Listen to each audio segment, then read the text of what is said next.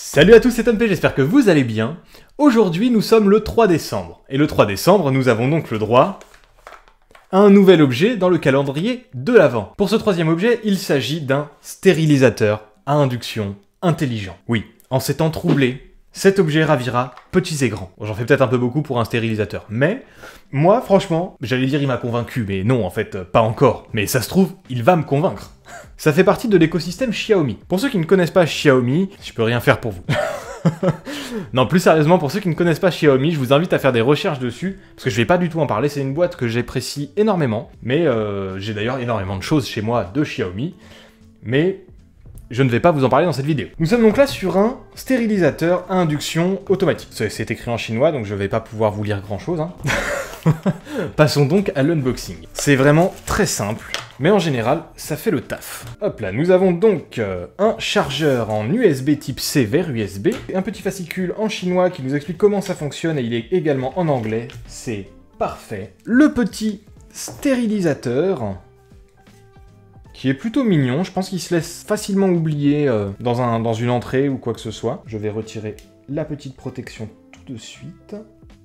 Et on a ce truc-là, un petit truc en mousse qui, je pense, est la mèche qui va servir à se positionner à l'intérieur. Très bien. Donc si je comprends bien, il suffit de remplir le réservoir de liquide hydroalcoolique ou d'eau mélangée à de l'alcool. Voilà. Bon, après, prenez pas du Sky, hein, ça sert à rien. Donc de remplir le réservoir et juste de passer sa main au-dessus. Alors ça, je pense que je peux le retirer, voilà, ok, très bien. Ah non, je pense qu'en fait, il faut que je le laisse. Très bien. Mais je le laisse alors. Mais pourquoi il y a un petit opercule? Il y a un petit opercule. Je peux pas bouger l'opercule. J'aimerais dégoupiller l'opercule. Bon, c'est pas une grenade, hein, je sais, mais... Alors ça fonctionne sur batterie, c'est important de le préciser. Écoutez, je vais essayer de percer l'opercule comme je peux, hein. Et en fait, je suis très con parce que ce n'est pas un opercule. Heureusement que je ne l'ai pas percé. Donc si ça vous arrive, le petit truc qui est en métal ici, là, ce n'est pas un opercule. C'est bien parce qu'on a une mèche de rechange, alors je sais pas à quelle fréquence il faut qu'on les rechange. Ce que je vous propose, c'est que comme je n'ai pas de liquide hydroalcoolique, parce que ça ne fonctionne qu'avec du liquide, et non pas avec du gel, comme ça fonctionne qu'avec du liquide hydroalcoolique, j'ai ramené de l'eau. C'est ce qui se rapproche finalement le plus du liquide. On va remplir ceci et tester tout de suite. On réinsère ça à l'intérieur. Il y a un petit clip. Hop, on le reclipe, c'est nickel. Très bien, donc là, c'est bon. Et on va donc pouvoir l'allumer via le petit bouton qu'il y a ici. D'ailleurs, le port de charge est juste à côté. On l'allume, ça s'éclaire en bleu sur le dessus, et je pense que là, si on passe notre main, ça fonctionne.